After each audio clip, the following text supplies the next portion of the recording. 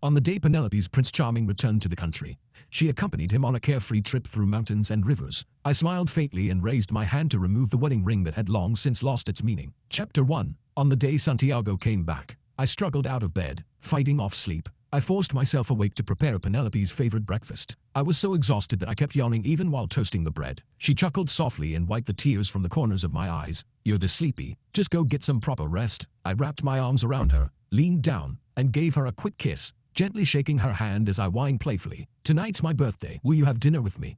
Just as my voice faded, Penelope's phone rang, an unfamiliar number. After she answered, a man's tearful voice came through the line. "Penelope, I'm back. I have something really important to." Without hesitation, she hung up, meeting my puzzled gaze. She tilted her head up and gave me a light peck on the cheek. "Don't worry about it. Just a spam call. Listening to his nonsense isn't as important as figuring out how to spend tonight with you." That's what she said, but by evening, she still stood me up. I sat alone in the restaurant and called Penelope, but she didn't pick up. She didn't reply to my messages either. Before, whenever she worked late, she would always let me know in advance so I wouldn't worry. What happened today? The more I thought about it, the more uneasy I felt. Just as I was about to head to her company, she finally called me back. "Sorry, Jacob, I was busy just now. There are some tricky issues with the project. I'm still handling them." Her voice sounded hoarse, as if veiled by a layer of moisture. Suppressing my doubts, I asked gently, "So, you won't be able to make it back tonight?" "It's not finished yet. I probably won't make it." I sighed in disappointment but still spoke with understanding. "A busy person managing everything. I get it, but I do have two requests: no drinking, and come home early." Before I could finish, Penelope hurriedly hung up. Then she transferred me a sum of money, with a note. "Buy whatever you like. If it's not enough, tell me." I sent a few aggrieved emojis, then opened my social feed. The first thing I saw was a post Santiago had just updated. On white bed sheets, a photo of a woman's slender, delicate hand. My gaze fixed on the wedding ring on her left ring finger. The tightly wound string in my mind suddenly snapped. Chapter 2. My hands trembled as I took out my phone and called Penelope. The moment I started a video call, she declined it instantly, clenching my phone tightly. I refused to give up and kept calling again and again. After rejecting countless calls, Penelope finally sent a message. "I'm in a meeting. Can I call you later?" Almost at the same time I received her message. "Santiago sent me an address. We're here. Want to come?" The place was very close to me, just a nearby hospital. At some point, heavy rain had started pouring outside. The sound of thunder tearing across the sky made my chest ache suddenly. Taking a deep breath, I paid the bill and took a taxi to the hospital. Following the address to Santiago's room, I heard voices inside. "Just a little more." I was so close to succeeding. Why did they save me? Why? Through the glass, I saw thick bandages wrapped around his wrists. His face was pale as he lay on the bed, crying in complete breakdown, and Penelope stood beside him, holding him tightly, her face full of anguish, as if she were clutching a treasure she had almost lost. Santiago clung to her shoulders, burying his face into her neck, his sobs uncontrollable. "I didn't want to disturb your life, but I really can't control it. Please, don't abandon me. You promised you'd always stay by my side." Penelope's eyes were filled with tenderness as she comforted him over and over. "Okay, I'll stay with you. Don't be afraid. Don't be afraid." Her voice was so gentle, like she was soothing a child. I stood there silently watching. My temples throbbed, and the pain in my chest made it hard to breathe. With trembling hands, I took out my phone again and called Penelope. I watched as she first leaned down and gently kissed Santiago on the forehead. Only then did she step aside with her phone, adjusting her expression. When she answered, her tone had already turned calm and casual. "Hey, Jacob, I was at a work event and didn't check my phone. You're calling now? Did you finish shopping?" "I'll be a bit later." I cut her off softly. "Penelope, turn around. I'm right behind you." Chapter 3. As the last word left my lips, I saw her back stiffen instantly, as if a blade had been driven into it. After a long moment, Penelope slowly turned around, her whole body trembling. "Jacob, why are you here?" I looked at her as if she had been struck by lightning, and smiled gently. "You're this scared. Did you do something behind my back?" Her expression filled with panic as she hurried toward me. The sound of her high heels echoed hollowly through the quiet corridor. "Jacob, listen to me. It's not what you think." I looked at her quietly, saying nothing. "Santi has depression. He has severe suicidal tendencies. He went abroad back then to get treatment." An indescribable sorrow lingered between her brows. At that moment, I couldn't tell. Was her pain because she felt heartache for Santiago's condition, or because she had only just learned the truth now, and regretted missing him all these years? Looking at her, I truly couldn't tell. Just then, Santiago's weak voice came from behind. "I'm sorry, don't let me cause trouble between you two." As he spoke, tears quickly filled his eyes again. "Penelope, am I causing you problems?" Penelope immediately took out a tissue and wiped his tears. Her movements incredibly practiced, When she turned back to look at me, there was a hint of reproach in her eyes. Jacob, you should go home first. A gust of cold wind swept in from the window at the end of the corridor. I lowered my gaze to Santiago, frail and tearful. Then I lifted my eyes to look at Penelope. Something inside my heart seemed to slowly grow cold. Chapter 4. It wasn't until 2 days later, in the early hours of the morning, that Penelope finally came home. Her eyes were bloodshot, the corners slightly red. Hearing the door close, I lifted my reddened eyes to look at her. So, you finally decided to come back. Penelope suddenly lost her temper. She stared at me, her tone sharp. I've already explained everything to you. He's sick right now. Can't you be a little more kind? See, how ridiculous. I hadn't done anything, yet I was the one being scolded. Why are you suddenly taking it out on me? Penelope raised a hand to rub her temples, sounding impatient. That's not important. What's important is that Santi is sick right now. I stared at her stubbornly. It is important. This mattered to me. The reason you're angry is because you resent yourself, and you resent me too. You resent that you didn't find out earlier that he was sick, that you misunderstood him and missed out on all those years. And you resent my existence, because it means you two can never be together again, am I right? I took a deep breath. Tell me, can you still not forget him? Penelope said nothing. Her silence was an answer. A laugh suddenly escaped me. The more I laughed, the more tears fell. Penelope, who are you putting on this act for? Yes, you two were childhood sweethearts, deeply in love. But don't forget, when you fell on hard times, Santiago's family rushed to send him abroad without a second thought. I stepped forward, gripping her arms tightly as I shouted, "Look at me, it's me, Jacob. I was the one who used all my savings to stay by your side, from having nothing to where you are today. And now that he's back, you run to him like a lovesick fool. Enough." Penelope pressed her lips together and grabbed my hands. "Watch your words. There's nothing going on between me and him. And besides, he only went abroad back then because he was sick." I stared at her, my temples throbbing. "So, you admit it, don't you? You regret not waiting for him to come back, and instead marrying me. I'm right, aren't I?" Penelope fell silent again. After a long time, I finally heard her voice. "I'm already married to you. Stop making a scene." Everything went dark in front of my eyes, like thunder crashing down over my head. A sharp, piercing pain spread through me, followed by an overwhelming wave of sorrow. So, she really did regret marrying me. Chapter 5. As if realizing she had lost control of her emotions, Penelope paused slightly. Her tone softened. "I'm sorry, Jacob, I've just been a bit stressed." I lowered my gaze and spoke quietly. "What exactly do you want, then?"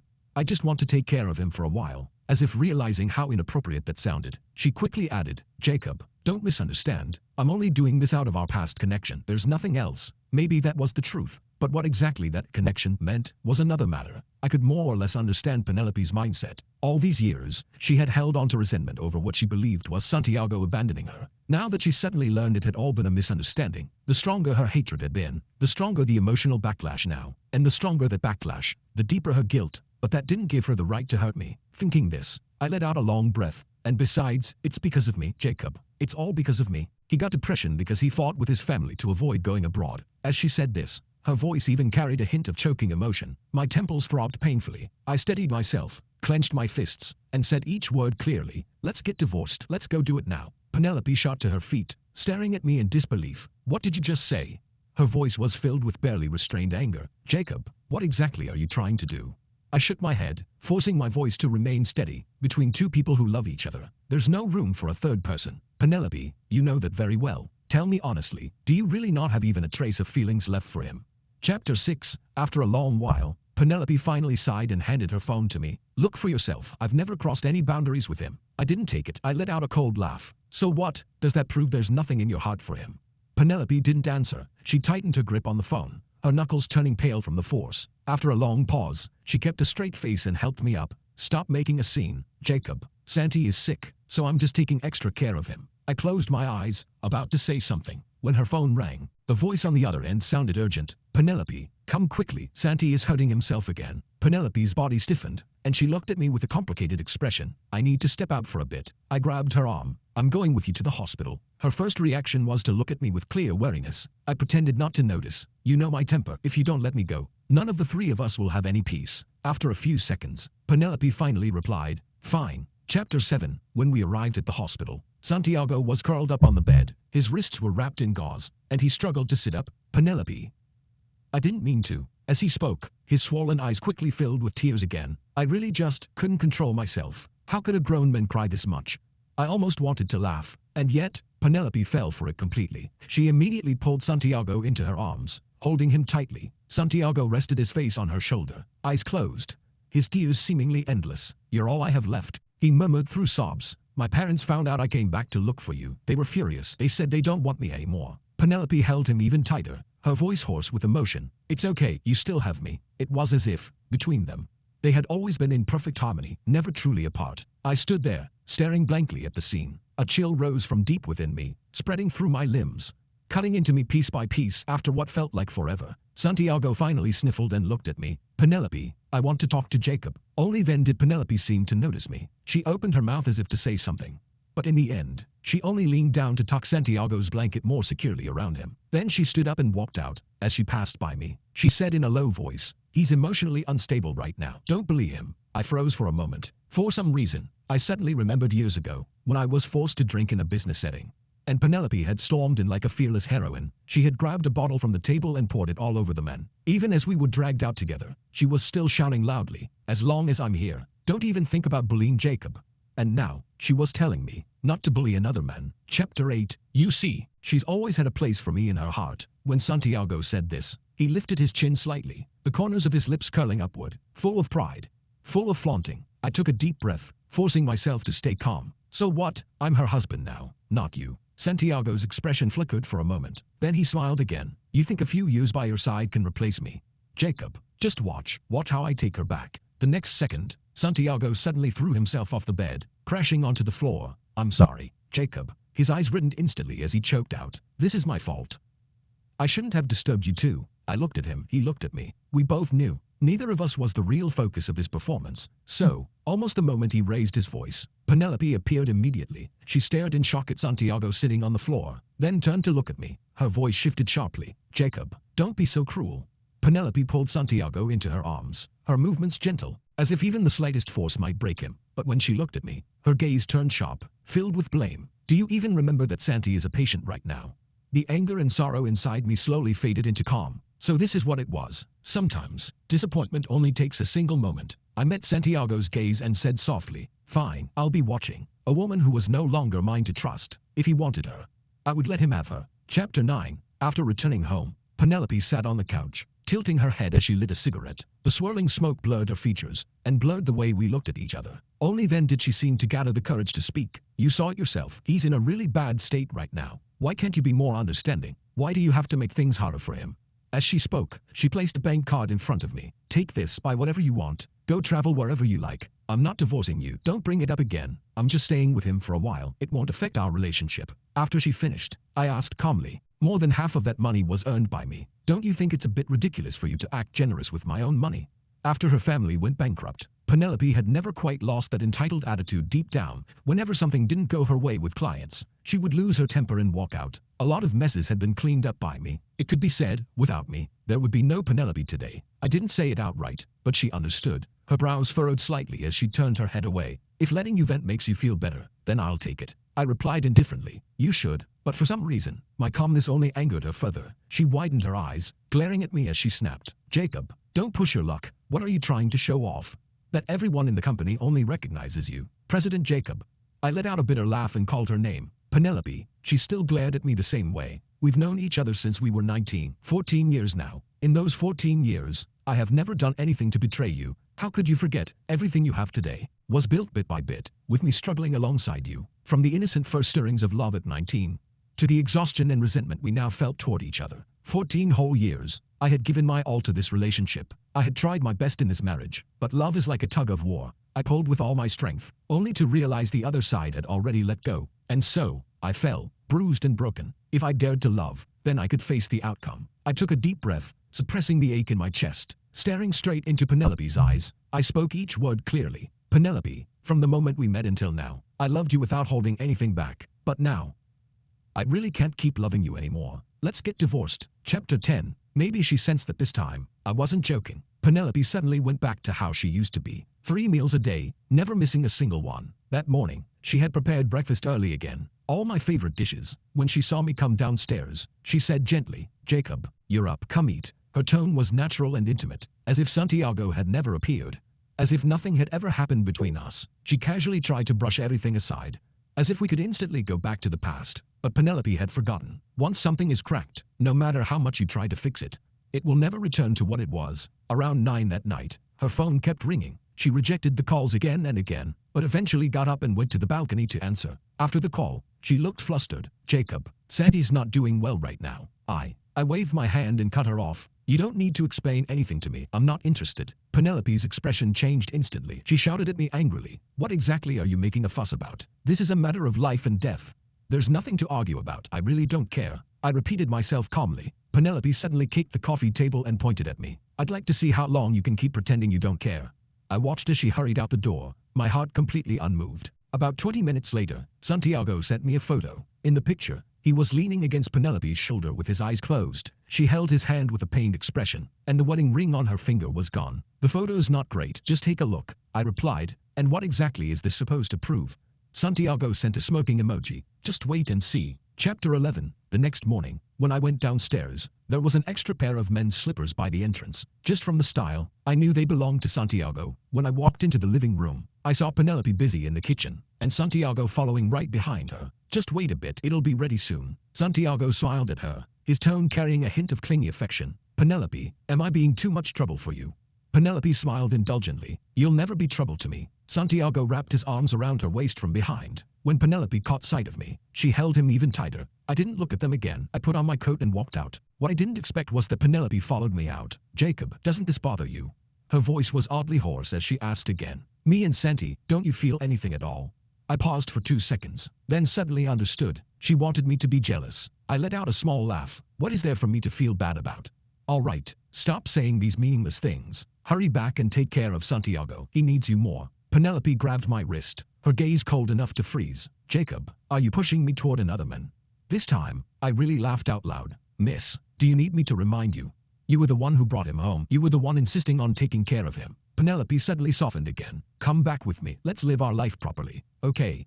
Santi won't affect our relationship, I promise you. She held my hand, her tone sincere, her eyes sincere. But to me, it all felt absurd. Your promises no longer hold any credibility with me. I paused slightly. The only thing we can talk about now is divorce. Fine, fine, fine, great.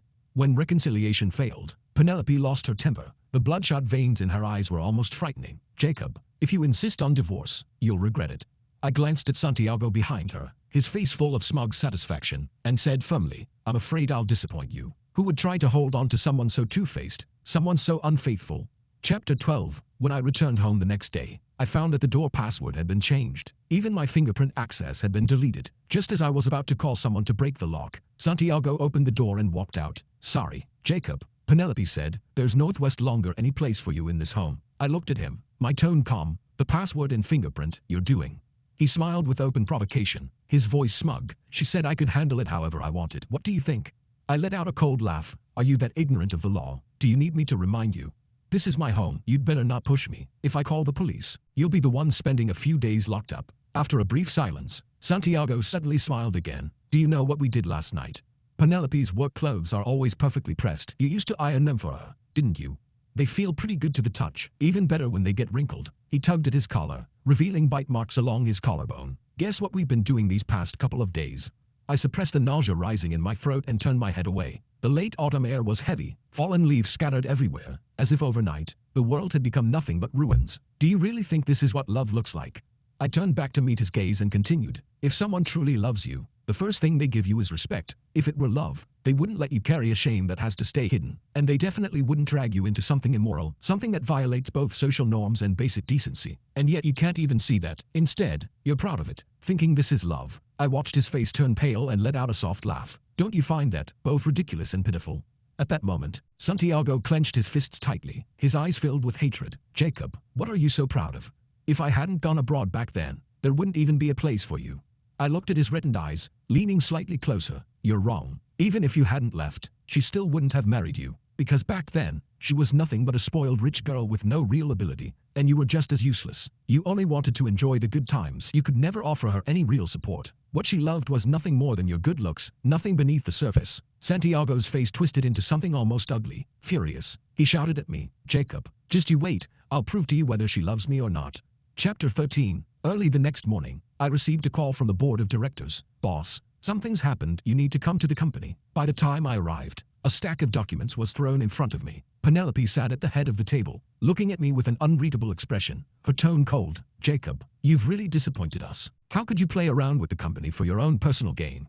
I opened the documents carefully. At first glance, the accounts seemed fine, but upon closer inspection, there were countless irregularities. Not just the accounts, even the materials used in the company's products were riddled with issues. In any company, matters like these would be fatal if they were real. A proper investigation would be enough to completely destroy me, even send me to prison. After reading every page, I looked up at Penelope across from me. You really want to ruin me that badly? Hearing that, Penelope met my gaze. Santi was abandoned by his family because of me. He lost everything. Jacob, you shouldn't have used those things to provoke him, to make him suffer. You care about power. He only cares about me. I understood. She was standing up for Santiago. I couldn't help but curl my lips into a faint, mocking smile. Penelope, what exactly do you take me for? She paused for a moment. Then she sighed. But he's sick. Right, he was sick, severely depressed, suicidal. So whatever he did, we were supposed to tolerate it unconditionally. After a long silence, I tossed the documents aside and said calmly, I didn't do any of this. I'm not afraid of an investigation. And Penelope, I mean it, let's get divorced. Penelope looked at me with an icy gaze. Do you only listen when you've lost everything? Then she shook her head and smiled as she continued. My goal is just to kick you out of the company. As for whether the documents are real or not, as long as the other directors believe it, that's enough. I stared at her. After a long time, tears slowly slipped down my face. At that moment, I truly felt the pain and sorrow. More than a decade together, day after day, night after night, how could it not hurt to let go? Penelope sighed, walked over, and took my hand. Jacob, stop fighting me, okay? As long as you behave, we can still be fine. Her expression softened as she gently shook my hand, speaking in a coaxing tone. You hate seeing me upset the most, don't you? But I wasn't hurting because I couldn't bear to let her go. I was grieving. Two people who once truly loved each other had finally turned against each other. There was no going back for us anymore. Chapter 14. Late the next night, Penelope suddenly shot to the top of trending headlines. Hashtag shocking. Sue Group CEO Penelope suspected of cheating in forcing husband out. Hashtag breaking. Penelope accused of fabricating documents to frame husband. Hashtag Penelope, a scheming, manipulative cheater.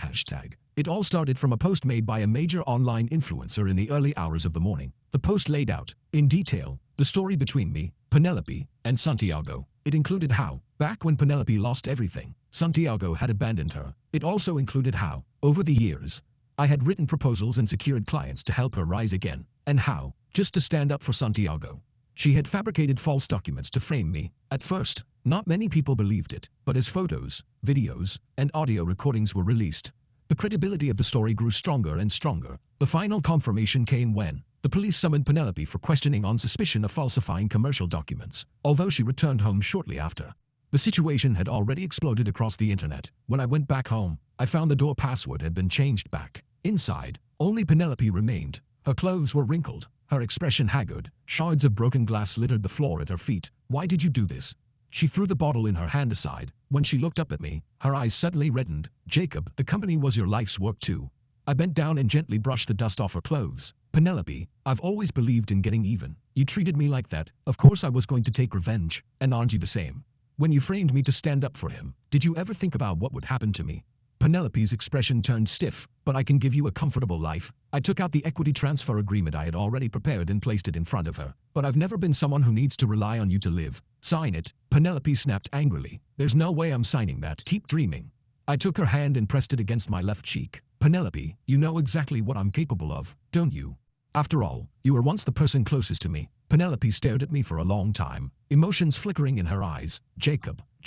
For a moment, I thought she was about to cry. I smiled, though even I could feel the bitterness in it. Once, we had loved each other so deeply, and now, all that remained was hurting each other, leaving nothing but ruins behind. Penelope, I'll give you two choices. Sign the agreement or get divorced. Chapter 15. In the end, Penelope chose to sign the agreement. She gripped my hand tightly, her voice hoarse. It's my fault.